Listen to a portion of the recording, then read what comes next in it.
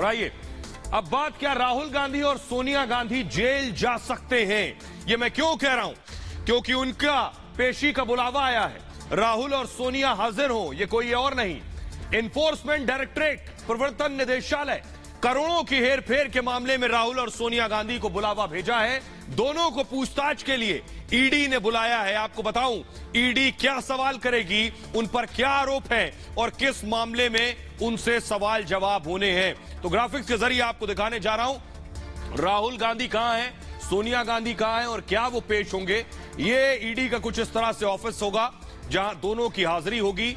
सोनिया और राहुल को प्रवर्तन निदेशालय ने सम्मन भेजा है और नेशनल हेराल्ड केस में सम्मन भेजा गया है। इस मामले में पूछताछ होगी दोनों से। राहुल को 2 जून को हाजिर होना है, 2 जून कल है, राहुल गांधी को कल हाजिर होना है। सोनिया गांधी से 8 जून को पूछताछ होगी, 6 दिन बाद सोनिया से पूछताछ होनी है।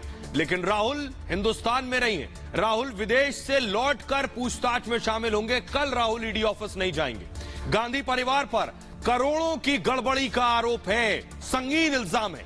कई कांग्रेसी नेता से ईडी पहले पूछताछ कर चुकी है, इससे पहले कई लोग पेशी और हाजिरी हो चुकी है। 12 अप्रैल को आपको बताऊं पवन बंसल कांग्रेसी नेता और मल्लिकार्जुन खड़गे से भी ईडी ने पूछताछ की थी। 12 अप्रैल को राहुल गांधी सोनिया गांधी की कंपनी यंग इंडियन लिमिटेड के सीईओ है दरअसल खड़गे, और पवन बंसल एसोसिएट जर्नल्स लिमिटेड के मैनेजिंग एडिटर ने, जो जवाहरलाल नेहरू ने बनाई थी। मनी लॉन्ड्रिंग कानून के तहत दोनों के बयान दर्ज हुए हैं। नेशनल हेराल्ड केस में पैसों की गड़बड़ी की जांच होगी और ये सवाल जवाब इसी से जुड़े किए जाएंगे। लेकिन आपको बताऊं अब कांग्रेस में और बीजेपी में इसको लेकर आर पार शुरू हो गया है। कांग्रेस का कहना यह है कि बीजेपी ईडी का गलत इस्तेमाल कर रही है, तो बीजेपी कह रही है कि अगर आपने चोरी नहीं की, कोई बात का कर नहीं, तो डर किस बात का? सुनिए जरा। इस बार उन्होंने एक नई कायराना व डरपोक साजिश की है। नेशनल हेराल्ड मामले में अब प्रधानमंत्री श्री नरेंद्र मोदी ने कांग्रेस अध्यक्षा श्रीमती सोनिया गांधी जी व हमारे नेता श्री राहुल गांधी जी को ईडी से नोटिस जारी करवाया है। साफ है कि तानाशाह डर गया है। साफ है कि शासन के सब मोर्चों पर अपनी नाकामियों को छुपाने में विफल तानाशाह छटपटा रहा है। कभी आपने देखा कि कोई मुस्लिम बोले कि वो बेईमान है? तो जो आदमी कटघरे में खड़ा है, जो बेल पर है, तो बेल उठवा लो ना, चार्जेस हटवा लो ना। क्यों नहीं करते? तो इसलिए नहीं करते हो क्योंकि कागज सच्चे हैं। इस देश में इस प्रकार से अपने पपेट, जैसा मेरे दोस्त ने कहा, कभी ईडी, कभी सीबीआई, कभी आईटी का दुरुपयोग करके हर राजनीतिक विरोधी को डराना, धमकाना और देश का पूरा ध्यान इधर से उधर करना, ये तकनीक अब पुरानी हो गई है। जैसा हमने कहा, हम न डरेंगे न झुकेंगे और सीना ठोक कर ऐसे कारनामों का सामना करेंगे। लेकिन आप एक बात समझ लीजिए कि कोई भी जो अक्षर एबीसी भी जानता हो कॉमन सेंस का या कानून का, वो ये नहीं कह सकता कि इसमें कोई मनी लॉन्ड्रिंग का केस शुरू भी होता है बनिस्बत इसके कि उसकी कार्रवाई आगे जा सके। भ्रष्टाचार के इस प्रथम परिवार ने जिस प्रकार से जब भी वो सत्ता में रहा है, देश के संसाधनों को लूटने का प्रयास किया गया है। आज जब उसके खिलाफ कार्रवाई हो रही है कानूनी रूप से, तो आज कोऑपरेट करने के बदले ये परिवार फिर से एक बार वेंडेटा पॉलिटिक्स का विक्टिमहुड कार्ड खेल रहा है। बहुत कम लोग जानते हैं कि सोनिया राहुल पर आरोप क्या है। सीधी और सरल भाषा में आपको बताने जा रहे हैं कि दोनों पर आरोप क्या है और यह नेशनल हेराल्ड मामला है क्या। जरा देखिए ग्राफिक्स के जरिए आपको सीधी सरल भाषा में हम समझा रहे हैं। यह आप देख रहे हैं नेशनल हेराल्ड। क्या है नेशनल हेराल्ड केस? आगे बढ़िए। एसोसिएट जर्नल्स लिमिटेड नाम की एक कंपनी, उस कंपनी ने नेशनल हेराल्ड की शुरुआत की, यानी एसोसिएट जर्नल लिमिटेड जो है नेशनल हेराल्ड की मालिक थी। पंडित नेहरू ने नेशनल हेराल्ड की स्थापना की। कांग्रेस का यह मुखपत्र हो गया, इसमें कांग्रेसी बातें लिखी जाने लगी, यानी कांग्रेस का मुखपत्र जैसे शिवसेना का मुखपत्र है उसी तरह यह कांग्रेस का मुखपत्र था। 2008 में इसका प्रकाशन बंद हो गया। अब क्या हुआ? अब हुआ यह कि एसोसिएट जर्नल्स के ऊपर नोटों की गड्डियां जो आपको दिखाई दे रही हैं, यह कंपनी जो 1938 में बनी थी, इस पर 90 करोड़ रुपए का कर्ज हो गया। अब हुआ क्या? अब इसका कर्ज कैसे उतारा जाए? तो देखिए, एक और कंपनी बनी, नई कंपनी यंग इंडियन लिमिटेड बन गई। और ये जो यंग इंडियन लिमिटेड कंपनी थी, इस कंपनी के मालिक कौन हो गए? सोनिया और राहुल की 38% की हिस्सेदारी इस यंग इंडियन लिमिटेड कंपनी की हो गई।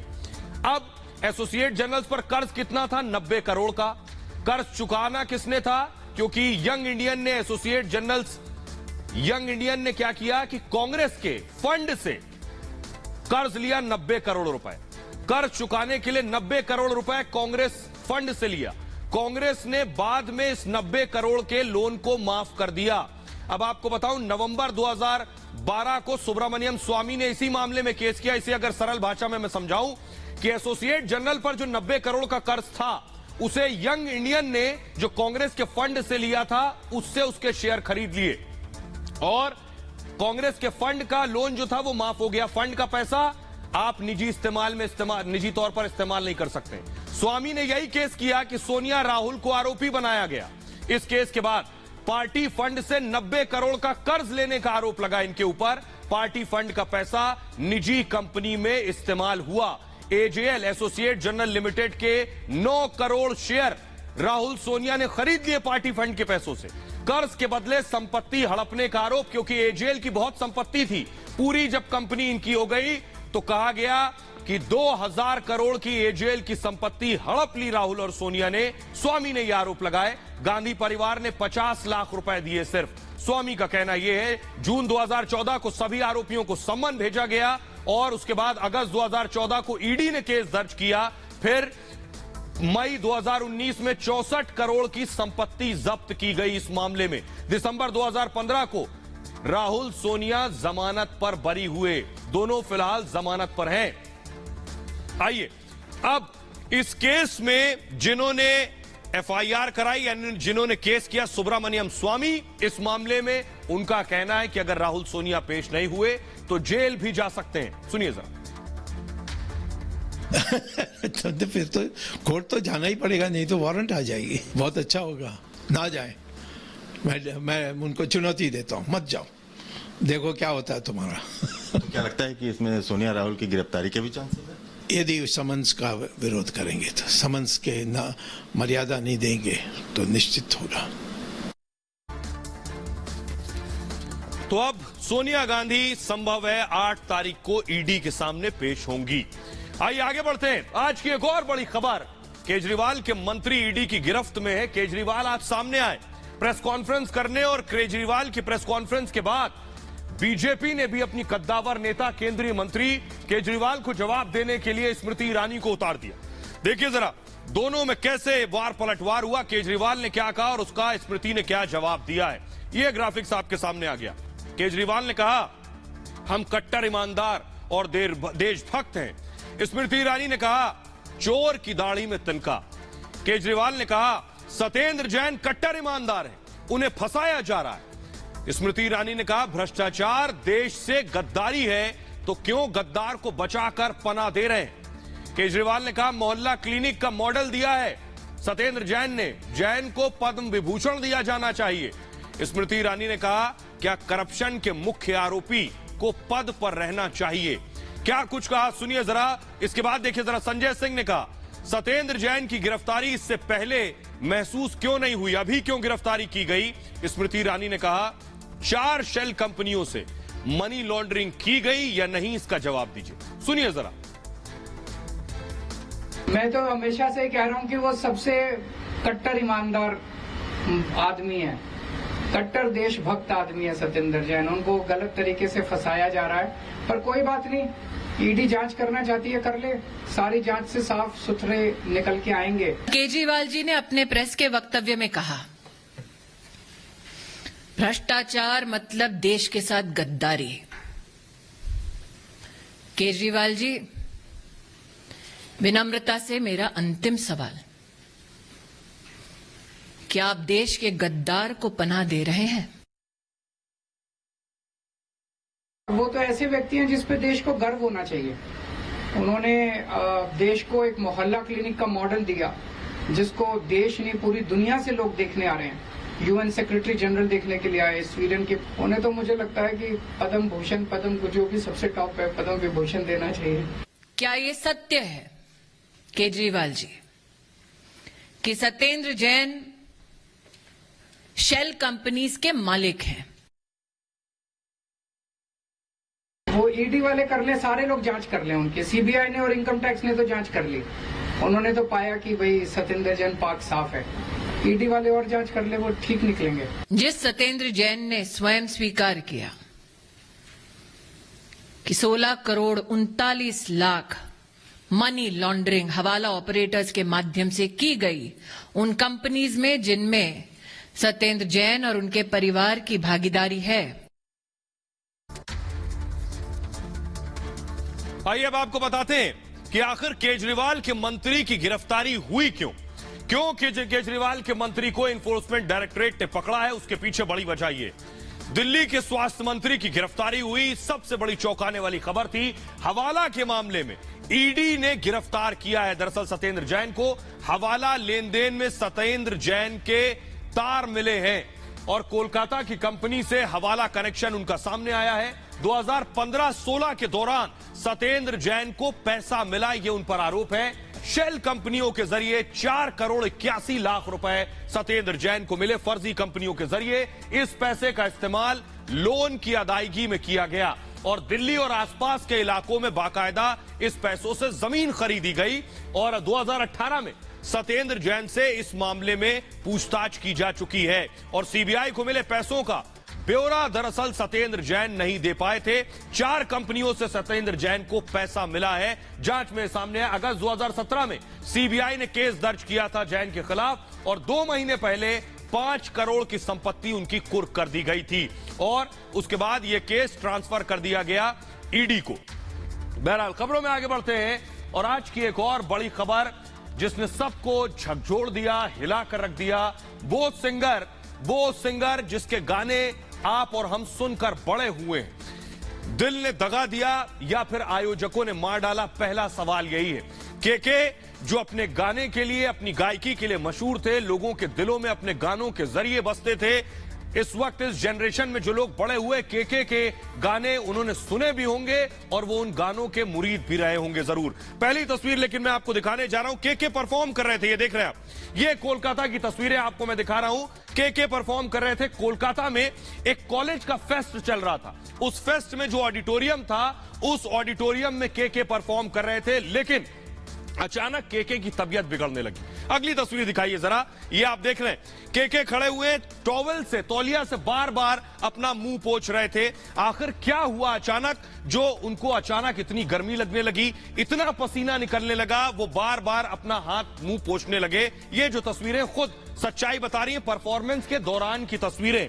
अगली तस्वीर दिखाइए, केके ने यहां पर देखिए इशारा किया हाथ उठाकर, कहा कि एसी नहीं चल रहा है। वो एसी की शिकायत कर रहे थे, सफोकेशन बहुत ज्यादा था। स्टेडियम, ये जो ऑडिटोरियम था, खचाखच भरा हुआ था। 3 गुना ज्यादा लोग थे, जो क्षमता थी स्टेडियम की, ऑडिटोरियम की, उससे 3 गुना ज्यादा लोग मौजूद थे। के बार बार इशारे से कह रहे हैं कि एसी नहीं चल रहा है, हाथ से वो कह रहे हैं। अगली तस्वीर दिखाइए जरा, अचानक तबीयत इतनी बिगड़ी केके की कि ये देखिए जरा, केके लड़खड़ाए, उन्हें पकड़ा जो लोग वहां आयोजकों में शुमार थे, उसके बाद उन्हें लेकर निकले। ये केके की आखिरी तस्वीर थी जो लोगों ने देखी जब उन्हें लेकर निकल रहे हैं, ये आप देख रहे हैं। केके का आखिरी वीडियो था ये जो मैं आपको दिखा रहा हूं, लेकिन फुल स्क्रीन एक तस्वीर में दिखाऊंगा। लेकिन क्या इस ऑडिटोरियम में ये देख रहे हैं आप, इस तस्वीर की हम पुष्टि नहीं करते हैं, लेकिन यह तस्वीर सोशल मीडिया पर वायरल है।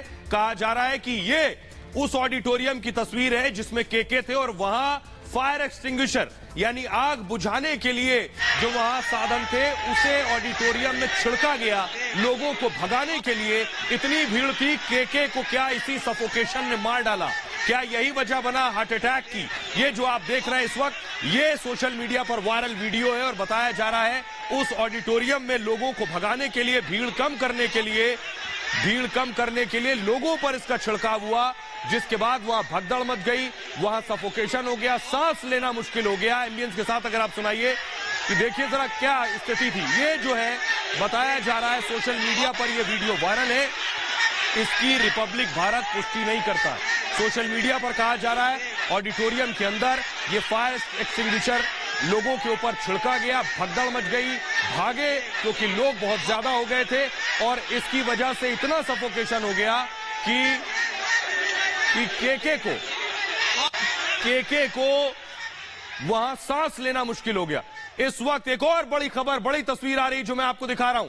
केके का आखिरी वीडियो जो आप देख रहे हैं ये आपकी टेलीविजन स्क्रीन पर एम्बुलेंस के जरिए, क्योंकि उसके बाद उन्हें जिस वक्त हॉस्पिटल ले जाया गया वो ये तस्वीरें आपको दिखा रहे हैं। रिपब्लिक भारत की एक्सक्लूसिव तस्वीर, केके का आखिरी वीडियो इस वक्त आप देख रहे हैं, जिस वक्त एम्बुलेंस के जरिए हॉस्पिटल में लेकर आया गया। ये वो तस्वीरें मैं आपको दिखा रहा हूं। आइए अब ग्राफिक्स के जरिए आपको दिखाते हैं कि क्या आयोजकों ने केके को मार डाला। दिखाइए जरा, ग्राफिक्स दीजिए।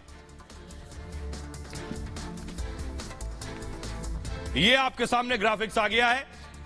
कुछ केके इस तरह से परफॉर्म कर रहे थे, लेकिन देखिए अचानक हुआ क्या। कोलकाता के ऑडिटोरियम में लाइव कॉन्सर्ट चल रहा था, कॉलेज का फेस्ट था, कॉलेज का ऑडिटोरियम था।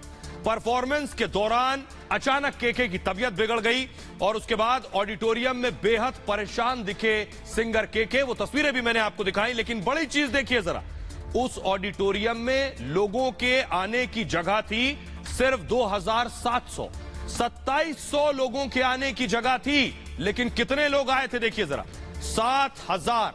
2700 की जगह थी, 7000 लोग मौजूद थे ऑडिटोरियम के अंदर। सोचिए क्या हालात रहे होंगे। 7000 लोगों को अंदर किसने जाने की इजाजत दी? पहला बड़ा सवाल। हॉल में क्षमता से ज्यादा लोग आखिर कैसे पहुंच गए? साथ ही साथ केके की मौत पर अननेचुरल डेथ का केस दर्ज हुआ है, यानी असामान्य मौत हुई है, यह केस दर्ज हुआ है। पोस्टमार्टम रिपोर्ट कहती है कि अननेचुरल डेथ नहीं हुई। सवाल यह है, कार्यक्रम के दौरान एसी भी बंद था। एसी आखिर क्यों बंद था जब 7000 लोग एक जगह मौजूद थे? हॉल में भीड़ के बेकाबू होने की भी खबर सामने आई है। आइए अब मैं आपको चश्मदीद को सुनवाता हूं। जो चश्मदीद वहां मौजूद था, पहले उसे सुनिए। तो देखा नहीं खराब है कि नहीं है। मैं बीच में जो सुना है, जो 10 मिनट के लिए रेस्ट करने के लिए गया हूँ आर्टिस्ट रूम में, रेस्ट करने के बाद फिर शुरू किया।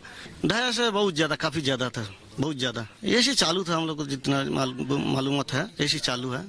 और एक फायर एक्सटिंग्विशन का भी देखा गया है। हाँ, फायर एक्सटिंग्विशर एक वो गेट में जो था, वो लोग उसको यूज किया है तो उसको उड़ाया सब। ये सुना था 10 मिनट के लिए रेस्ट करने के लिए गया। हम लोग तो इतना जानकारी नहीं मिलता है, हो सकता है उनका कुछ काम है इसीलिए जा सकता है। 10 मिनट के लिए रेस्ट करने के लिए गया, फिर आर्टिस्ट रूम से फिर वापस आया, फिर शुरू किया प्रोग्राम। जैसे शुरू था ऐसे ही शुरू कर दिया, फिर सुस्त लग रहा था। और आइए मैं आपको दिखाने जा रहा हूं एक एक्सक्लूसिव वीडियो। केके का आखिरी वीडियो जो सामने आया है वो मैं इस वक्त आपको दिखाने जा रहा हूं। वो वीडियो आखिरी वक्त का है, वो आपकी टेलीविजन स्क्रीन पर आ गया। ये देखिए जरा, ये आप देख रहे हैं केके जो है कॉरिडोर में आपको नजर आ रहे हैं। संभवतः ये होटल का कॉरिडोर है। केके आप देख रहे हैं ब्लैक टी शर्ट में है और उनके कंधे पर टॉवल है। और बगल में जिस शख्स को देख रहे हैं, क्या ये आयोजक है या उनका मैनेजर है? क्योंकि जब केके की तबीयत खराब हुई तो यही शख्स था जो केके को पकड़कर बाहर लाया है ऑडिटोरियम से। ये आप देख रहे हैं, ये जो केके को आप देख रहे हैं, केके इस वक्त ठीक दिख रहे हैं ये, लेकिन उनकी आखिरी तस्वीर सीसीटीवी की है। हो सकता है ये होटल की तस्वीरों जहां केके रुके थे, उनके गले में जो टॉवल है, इसी टॉवल से वो पसीना पोंछते हुए भी दिखाई दिए थे। फुल स्क्रीन जरा इस तस्वीर को देखिए।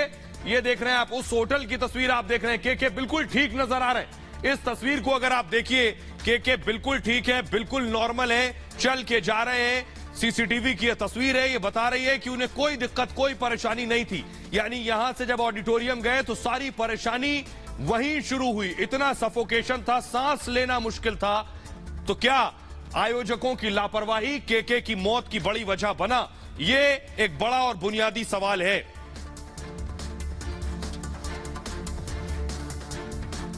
और आइए, केके का आखिरी वीडियो आपने देखा, अब उनका आखिरी लाइव परफॉर्मेंस वाला वीडियो मैं आपको दिखाने जा रहा हूं। दिखाइए जरा वो वीडियो फुल स्क्रीन और सुनाइए जरा उन आखिरी में कौन से आखिरी वक्त में वो गाने गा रहे हैं।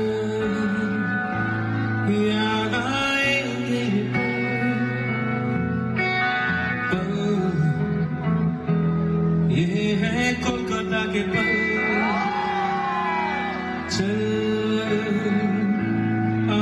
मेरे संग चल, सिंग अलोंग।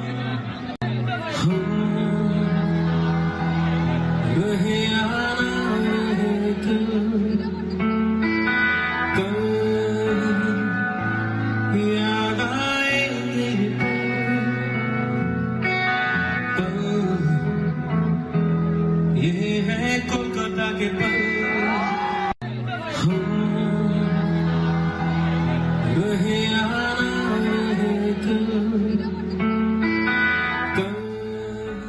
तो ये केके का आखिरी परफॉर्मेंस वीडियो था। लेकिन मैं आपको बताऊं, केके की मौत की खबर जैसे ही परिवार को मिली, उनका परिवार, देखिए तस्वीरें मैं दिखा रहा हूं, ये केके की फैमिली, लेकिन ये वो ताबूत आप देख रहे हैं जिसमें केके का जो शव हॉस्पिटल पहुंचा है, ये वो तस्वीरें मैं आपको दिखा रहा हूं, परिवार के साथ ये वहां पहुंचा है। लेकिन अगली तस्वीर दिखाइए जरा, ये आप देख रहे हैं केके की फैमिली, ये मैं आपको दिखा रहा हूं, परिवार केके का जो पहुंचा कोलकाता। जैसे ही उन्हें जानकारी मिली, परिवार में बेशक गम का माहौल, परिवार वालों का रो रो कर बुरा हाल था।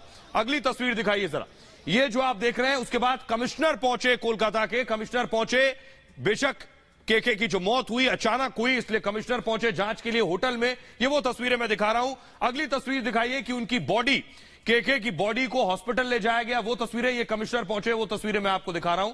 अगली तस्वीर दिखाइए, मूव कीजिए से, फॉरेंसिक टीम पहुंची है, ये आप देख रहे हैं फॉरेंसिक टीम पहुंची है। और इसके अलावा मैं आपको बताऊं कि जांच की गई, ये फॉरेंसिक टीम की तस्वीरें आप देख रहे हैं।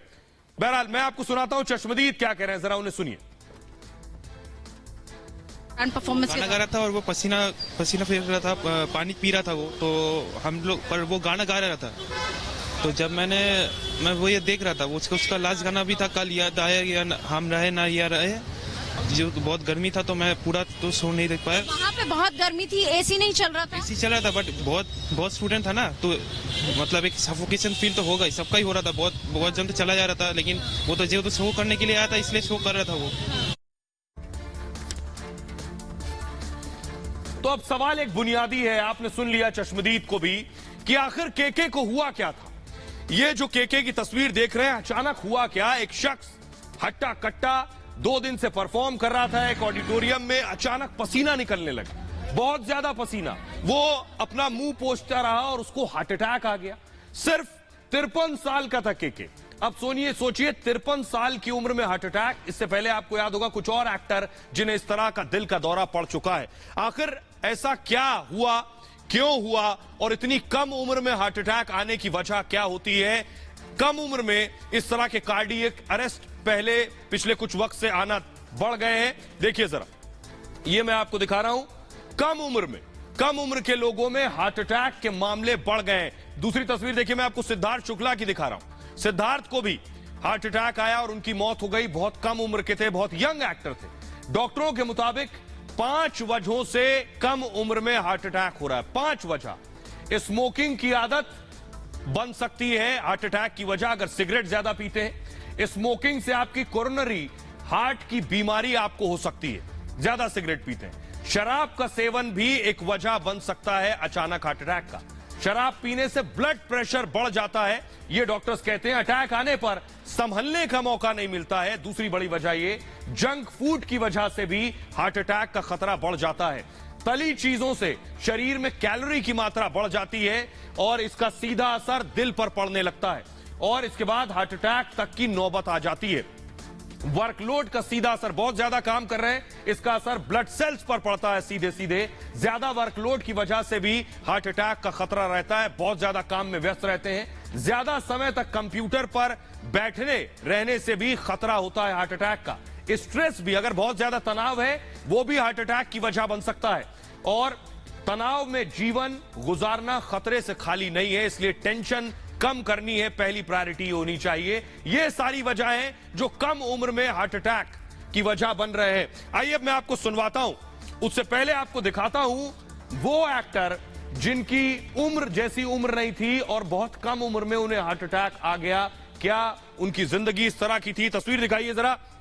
पहली तस्वीर, सिद्धार्थ शुक्ला सिर्फ 40 साल के थे, सिद्धार्थ शुक्ला हार्ट अटैक से मौत हो गई। अगली तस्वीर दिखाइए, कन्नड़ अभिनेता सिर्फ 46 साल के थे और पुनीत राजकुमार की मौत हो गई हार्ट अटैक से।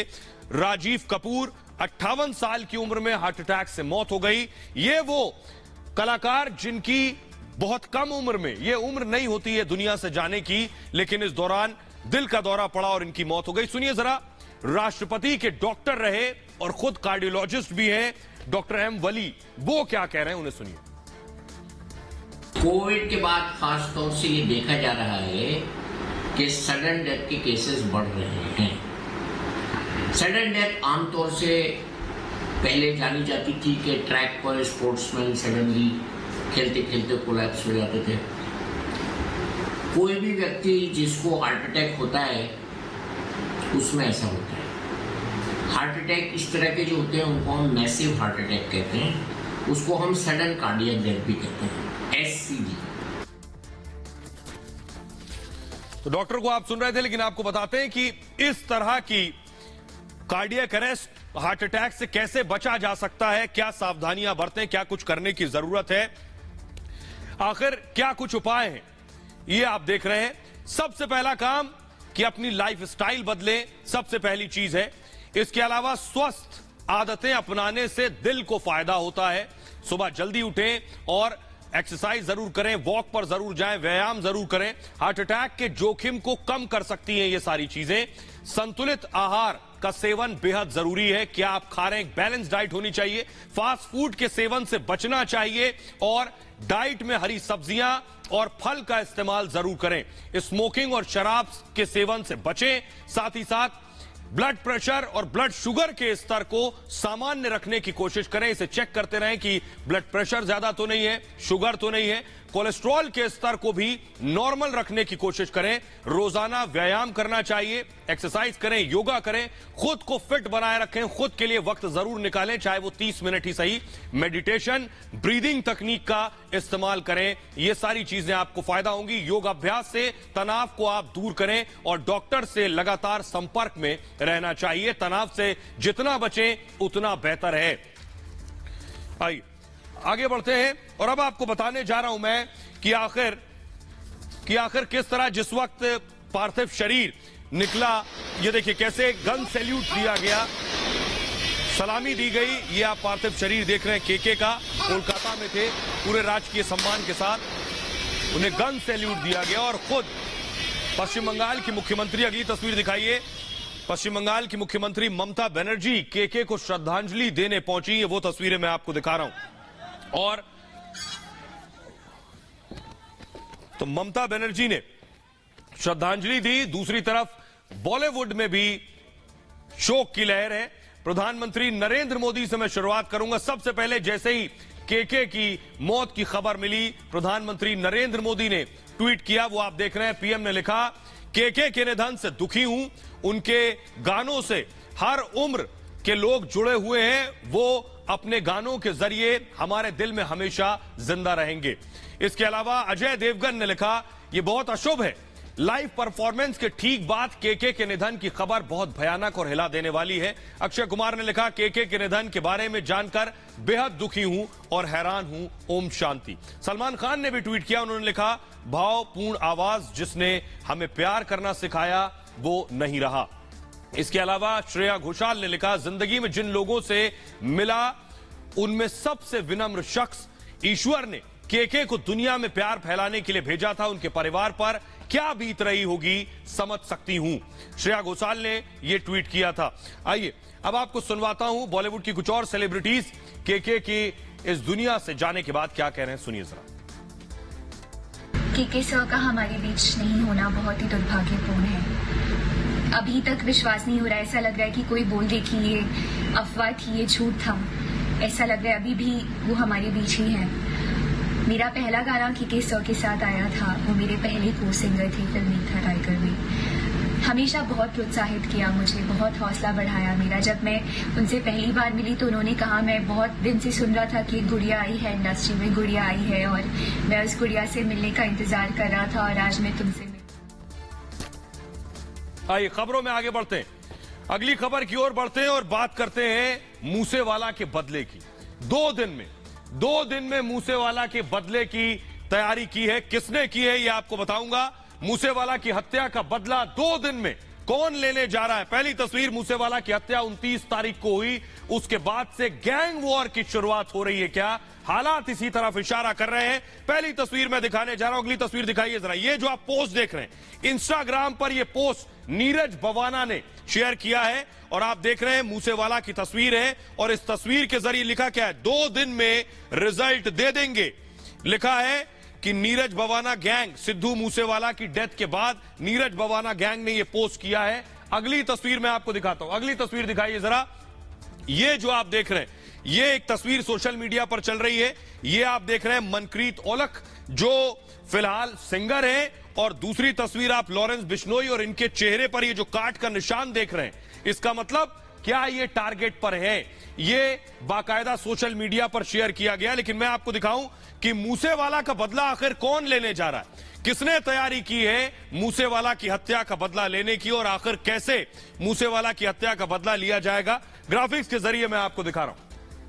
मूसेवाला की हत्या के बाद से जो हालात हैं पंजाब के अंदर खास तौर पर वो खराब हो रहे हैं। मूसेवाला के मर्डर को लेकर विवाद और ज्यादा बढ़ गया है। पंजाब में गैंग वॉर की आशंका बढ़ गई है। दरअसल बम्बिया समेत 4 गैंग एक साथ आ गए बदला लेने के लिए। सिद्धू का बदला लेने का बाकायदा ऐलान कर दिया है और बवाना गैंग का ऐलान है कि सिर्फ और सिर्फ 48 घंटे यानी 2 दिन में बदला लेना है मूसेवाला का। सोशल मीडिया पर बाकायदा शेयर पोस्ट की गई है, लिखा है भाई की हत्या का बदला लेंगे। और बम्बिया गैंग ने भी बदले का ऐलान किया है। कई गैंग एक साथ आ गए। दावा है सिद्धू का किसी गैंग से कोई संबंध नहीं था, फिर भी मूसेवाला को गैंग के साथ जोड़ा गया, तो अब मूसेवाला का हम बदला लेंगे, यह लिखा गया। दावा है कि सिद्धू की हत्या विक्की मिद्दूखेड़ा का बदला था और पिछले साल मिद्दूखेड़ा को बम्बिया गैंग ने मारा था और मिद्दूखेड़ा को लॉरेंस गैंग का सदस्य बताया जाता है। लॉरेंस बिश्नोई जो तिहाड़ में बंद है। बिश्नोई गैंग मानता है कि शूटरों को सिद्धू ने पनाह दी थी और केस में सिद्धू के मैनेजर का नाम आया था। वो मैनेजर जो मर्डर के बाद ऑस्ट्रेलिया भाग गया, वो मैनेजर, इसे मूव कीजिए। लेकिन आइए अब आपको बताता हूं वो तीन टारगेट कौन कौन से हैं जिनके निशाने पर, जो लोग निशाने पर हैं इन गैंग्स के, जिन 2 दिन में जो बदला होगा उस टारगेट पर कौन है। देखिए सबसे पहला शख्स है, यह है शाहरुख। इसको सबसे पहले सुपारी दी गई थी सिद्धू मूसेवाला को मारने की। अगली तस्वीर दिखाइए। अगली तस्वीर है लॉरेंस बिश्नोई की जो तिहाड़ जेल में बंद है। लॉरेंस बिश्नोई तिहाड़ जेल में बंद है। इस पर आरोप है कि कनाडा में जो गोल्डी बैठा है उसने इसको सुपारी दी। ये अपनी जान को डर रहा है कि अब इसका एनकाउंटर ना हो जाए। अगली तस्वीर दिखाइए। यह है डॉन, यह है गोल्डी बराड़। गोल्डी बराड़ को आप देख रहे हैं। गोल्डी बराड़ कनाडा में रहता है और कनाडा से इसने सुपारी दी, ऐसा आरोप है। तो आइए मैं आपको बताता हूं मैप के जरिए। देखिए गोल्डी कहां है और गोल्डी को पुलिस लाने की तैयारी में है कनाडा से। ये देख रहे हैं आप, कनाडा में रहता है गोल्डी और कनाडा से दिल्ली लाने की तैयारी है गोल्डी को। तो कैसे आएगा गोल्डी? पुलिस पूरी तैयारी कर चुकी है कि कनाडा से इसे लेकर आएंगे, क्योंकि इसने खुद वॉल पोस्ट किया था जिस पे लिखा था कि इसने हत्या की है। ये आप देख रहे हैं एक्शन में पंजाब पुलिस है। मूसेवाला मर्डर पर एक्शन में है फिलहाल पंजाब पुलिस। मूव कीजिए ग्राफिक्स। लॉरेंस बिश्नोई से पूछताछ की तैयारी है और बिश्नोई स्पेशल सेल की रिमांड में है फिलहाल और 5 दिन की रिमांड पर लॉरेंस बिश्नोई है। गोल्डी बराड़ पर भी एक्शन की तैयारी कर ली है पुलिस ने। रेड कॉर्नर नोटिस जारी हो सकता है गोल्डी बराड़ के खिलाफ। प्रत्यर्पण या गिरफ्तारी के लिए इस नोटिस को जारी किया जाएगा। दूसरा देश अपराधी का प्रत्यर्पण करता है, यानी गोल्डी को लाना है तो प्रत्यर्पण करके उसे भारत लाना होगा। देश की अपील पर इंटरपोल का नोटिस जारी होता है और इंटरपोल से दुनिया के 192 देश जुड़े हुए हैं। नीरव मोदी दाऊद पर भी रेड कॉर्नर नोटिस इस तरह से जारी हुआ है। सिद्धू का हत्यारा बराड़ कनाडा में रहता है, मैंने आपको दिखाया। नोटिस जारी हुआ तो प्रत्यर्पण संभव होगा और साथ ही साथ हालांकि कार्रवाई संबंधित देश पर निर्भर करती है। बराड़ पढ़ाई के नाम पर कनाडा गया था, तब से वो कनाडा में है। कनाडा से ही बिश्नोई गैंग चला रहा है और बिश्नोई के जेल जाने के बाद उसने जिम्मा संभाला। पंजाब में A+ कैटेगरी का गैंगस्टर है इस वक्त बिश्नोई और हत्या के प्रयास समेत 16 केस इसके ऊपर दर्ज हैं। गोल्डी कोर्ट ने गोल्डी को भगोड़ा घोषित किया हुआ है जो इस वक्त कनाडा में है। चचेरे भाई की हत्या से अपराध में एंट्री की है। आइए आगे बढ़ते हैं। अगली बड़ी खबर आज की है सौरव गांगुली से जुड़ी हुई। दादा ने आज ट्वीट कर दिया और उस ट्वीट से सबको चौंका दिया कि आखिर वो करने वाले क्या हैं। अब क्या सियासत में दादागिरी होगी, लेकिन इसकी भी पुष्टि उन्होंने की है।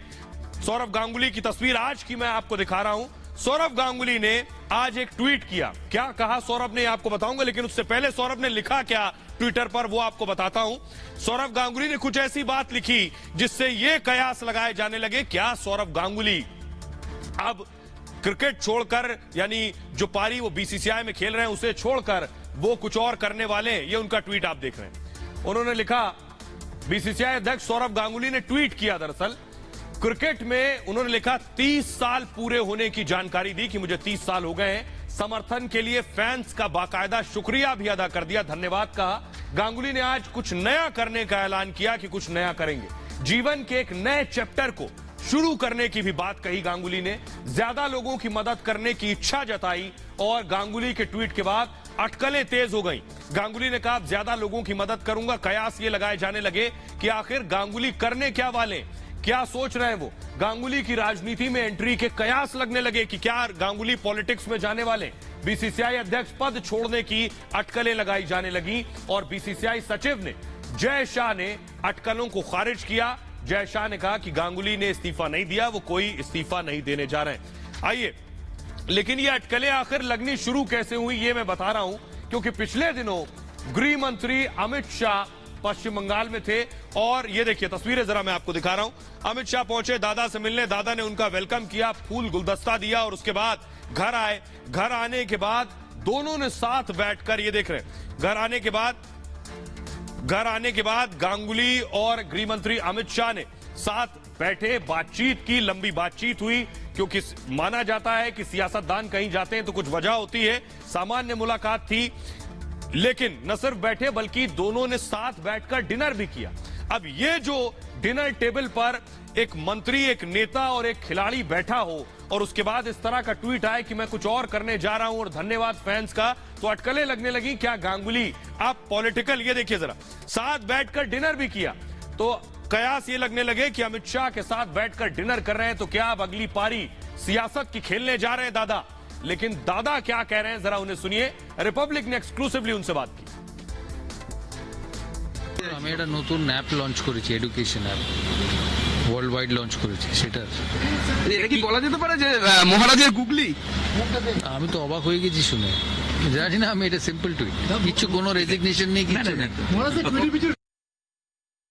আমি একটা নতুন অ্যাপ লঞ্চ করেছি, education app, world wide launch করেছি। সেটা এটা কি বলা যেতে পারে যে মহারাজের গুগলি? আমি তো অবাক হয়ে গেছি শুনে, জানি না, আমি এটা সিম্পল টুইট, কিছু কোনো রেজিগনেশন নেই, কিছু নেই।